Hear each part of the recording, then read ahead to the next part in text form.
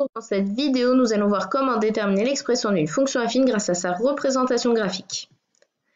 Donc, nous allons voir ça grâce à 4 exercices qui nous permettront de voir la méthode. Déterminer une expression algébrique de la fonction f représentée ci-dessous. Donc, premièrement, il faut se demander quel type de fonction est représenté ici.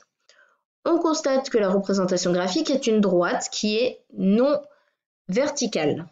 C'est donc la représentation graphique d'une fonction affine. Une fonction affine peut s'écrire de la forme f de x égale mx plus p pour tout réel x, avec m et p qui sont des réels. Donc, on a l'expression algébrique, on sait qu'elle est de la forme f de x égale mx plus p. Le problème, c'est que pour le moment, on ne connaît pas m et on ne connaît pas p. Donc, on va chercher à déterminer m et p. On commencera toujours par déterminer p, qui est l'ordonnée à l'origine, c'est-à-dire l'ordonnée du point de la droite ayant pour abscisse 0. Alors, l'axe des ordonnées, c'est l'axe qui va vers le haut, étant donné que ordonnée commence par la lettre O. L'axe des abscisses est donc cet axe-là. L'axe des ordonnées, c'est l'ordonnée du point de la droite ayant pour abscisse 0. Donc, ça va être sur l'axe des ordonnées qu'on va le lire. Abscisse 0, donc c'est ici. L'ordonnée du point de la droite qui a comme abscisse 0, c'est moins 2. Donc, en fait, l'ordonnée à l'origine, c'est l'ordonnée du point d'intersection entre notre droite et l'axe des ordonnées. Facile à retenir, vu que ordonnée à l'origine, il y a le mot ordonnée. Donc, l'ordonnée à l'origine est moins 2, p égale moins 2. On a fini notre étape 1. On va s'intéresser maintenant au coefficient directeur, qui est m. Alors, on va faire un petit rappel pour trouver m. Toute droite non parallèle à l'axe des ordonnées a une équation du type y égale mx plus p. Toute droite non parallèle à l'axe des ordonnées représente une fonction affine, qui peut s'écrire de la forme f de x égale mx plus p. Donc, l'équation d'une droite non parallèle à l'axe des ordonnées est du type y égale mx plus p. Alors, donc on va avoir une formule pour déterminer m. Pour cela, il nous faut deux points de la droite. Dans la propriété, je les ai appelés A et B. Leurs coordonnées, je les ai appelées XA, YA, XB, YB. Donc, pour savoir qui est l'abscisse, qui est l'ordonnée, c'est simple, c'est par ordre alphabétique. Dans l'alphabet, c'est d'abord abscisse, vu que ça commence par un A, et ensuite ordonnée, étant donné que ça commence par un O. Donc, l'abscisse de A, l'ordonnée de A. L'abscisse de B, l'ordonnée de B. Abscisse, puis ordonnée. Abscisse, puis ordonnée. Donc, pour avoir M, on va utiliser les coordonnées de deux points. Ici, on les a appelés A et B. On va faire la différence des ordonnées, donc YB moins YA, sur la différence des abscisses, XB moins XA. On aurait très bien pu faire la différence des ordonnées, mais commencer par A, donc YA moins YB, sur la différence des abscisses, mais en commençant par A, donc XA moins XB. Cela n'a pas d'importance du moment que si on commence par les coordonnées de B au numérateur, on commence par les coordonnées de B au dénominateur. Et si on commence par les coordonnées de A au numérateur, on commence par les coordonnées de A au dénominateur. Dans tous les cas, on fait la différence des ordonnées sur la différence des abscisses. Et c'est cette formule-là qu'on va retenir dans cette vidéo. Différence des ordonnées sur différence des abscisses. Comment se rappeler si c'est ordonnée sur abscisse ou l'inverse? C'est simple, c'est comme pour les axes. Ordonnée commence par la lettre O, donc vers le haut de la fraction. Abscisse commence par les lettres ABS. ABS, si on les remanie, on met le B tout devant, ça fait bas. Donc abscisse en bas de la fraction, ordonnée en haut de la fraction. C'est un moyen mémotechnique pour se rappeler que différence des ordonnées, que M, c'est différence des ordonnées sur différence des abscisses. Alors, on va utiliser ça pour déterminer M, le coefficient directeur. Donc, on choisit un point de la droite. Pour cela, on va choisir le point de la droite qu'on avait déjà, celui-là.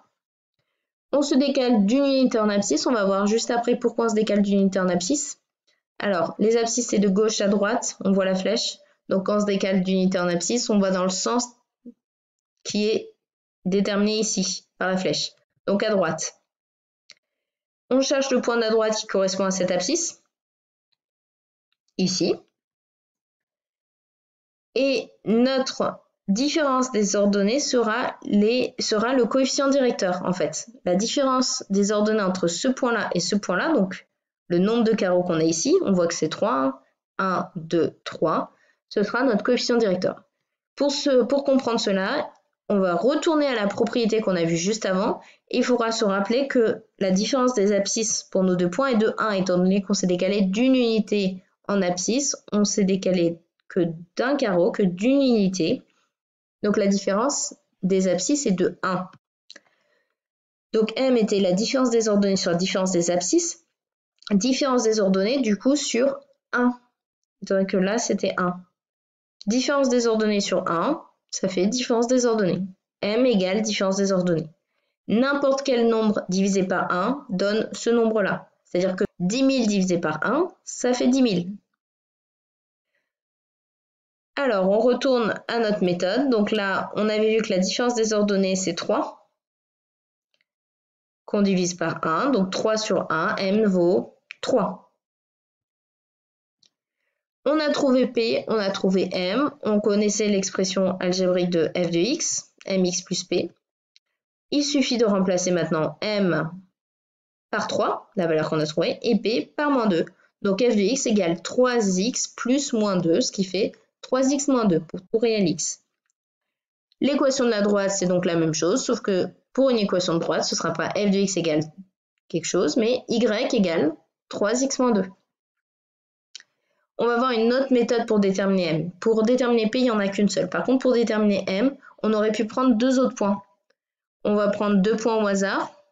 Je choisis celui-là et celui-là. J'aurais pu en prendre d'autres du moment que ça tombe bien sur le quadrillage. On évalue la différence des 2 ordonnées vu qu'on va utiliser la formule qu'on a vue en propriété. Ici, donc on part toujours de gauche pour aller à droite. Donc 1 carreau, 2 carreaux, 3, 4, 5, 6, 7, 8, 9. 9 carreaux, donc 9 unités en ordonnée, étant donné qu'ici 1 carreau vaut une unité. Et en abscisse, 1, 2, 3. Donc 9 sur 3. Différence des ordonnées sur différence des abscisses. Ça fait 3. On a retrouvé la valeur trouvée précédemment. On peut choisir également 2 autres points, donc je vais vous prouver ça en prenant encore 2 autres. Alors, donc la différence des ordonnées, donc 1, 2, 3, 4, 5, 6, on part toujours du point qui est le plus à gauche. Donc 6 en ordonnée sur différence des abscisses, 1, 2. Donc 6 sur 2. On retrouve 3. Pour l'étape 1, on n'avait qu'une façon de faire, moins 2. Par contre, l'étape 2, je vous ai montré qu'il y avait plusieurs façons de trouver m égale 3. Soit on prend un point au hasard, on se décale d'un carreau sur la droite en abscisse, et après on compte le nombre de carreaux pour rejoindre notre droite. Soit on en prend 2 au hasard, qui ne sont même pas décalés d'un carreau en abscisse, et on fait différence des ordonnées sur différence des abscisses. L'exercice 2, c'est exactement la même consigne, on a juste changé la droite. Donc, on a une fonction affine qui est toujours représentée, qui a toujours la même forme, f de x égale mx plus p. On détermine l'ordonnée à l'origine de la même façon que précédemment. Donc, l'ordonnée du point d'intersection entre notre droite et l'axe des ordonnées, c'est donc ici 3, p égale 3. Je vais un peu plus vite étant donné qu'on a déjà vu. Déterminer m. Alors, on va faire la première méthode tout d'abord, où on choisit un point de la droite. On va choisir le point qui nous a permis de trouver l'ordonnée à l'origine. On se décale d'un carreau en abscisse, d'une unité en abscisse, et on va chercher à rejoindre notre droite. Donc on cherche le point de la droite qui correspond à cette abscisse, et on va compter le nombre d'unités qu'il y a en différence qui est entre ce point-là et celui-là. Donc en abscisse, une unité de différence. Par contre, en ordonnée, 1, 2, 3 et 4. 4 vers le bas. L'axe des ordonnées va de bas en haut. Ici, on va vers le bas. Donc, moins 1, moins 2, moins 3, moins 4. Notre ordonnée sera donc de moins 4. Moins 4 divisé par la différence des abscisses, 1. Moins 4 sur 1. On remplace m et p par les valeurs trouvées. Donc, m vaut moins 4. P vaut 3, donc moins 4x plus 3. f de x égale moins 4x plus 3. Et donc, l'équation de la droite est y égale moins 4x plus 3. Alors, pour m, on a toujours différentes méthodes. On peut choisir 2 points de la droite plutôt que se décaler d'un carreau sur la droite en abscisse. On choisit 2 points, on évalue la différence des ordonnées, donc ici, on part toujours du point le plus à gauche, donc moins 1, moins 2, moins 3, moins 4, moins 5, moins 6, moins 7, moins 8. Moins 8 en ordonnée, et en abscisse, plus 1, plus 2. Là, on va dans le sens de l'axe des abscisses. Moins 8 divisé par 2, ça fait moins 4. Alors, comment on fait pour savoir si on ne s'est pas trompé de signe? Je vous rappelle qu'une fonction affine, elle est décroissante lorsque le coefficient directeur est strictement négatif et croissante, strictement croissante, lorsque le coefficient directeur est strictement positif. Ici, on voit qu'elle est décroissante, donc on s'attend à trouver un m qui est strictement négatif. On a vu qu'il y avait plusieurs méthodes pour l'exercice 2. L'exercice 3, c'est le même exercice, on a juste changé la droite. Donc, on a toujours une fonction affine. L'ordonnée à l'origine, c'est 1. P égale 1. Déterminer m. M est le coefficient directeur. On choisit 2 points de la droite. Alors là, on ne va pas faire la méthode où on se décale d'une unité en abscisse. Étant donné que là, quand on se décale d'un carreau et qu'on veut rejoindre notre droite, on voit que ça fait 1,5 à peu près. Mais on n'est pas sûr que ça soit 1,5, 1,6 ou 1,7. On n'en sait rien. Donc, on choisit 2 points de la droite qui tombent bien dans les graduations, au niveau des graduations. Donc, celui-là et celui-là, par exemple. On évalue la différence en ordonnée, plus 3. On part de celui-là, 1, 2, 3. Et en abscisse, 1, 2. Différence des ordonnées sur différence des abscisses, ça fait 3 sur 2.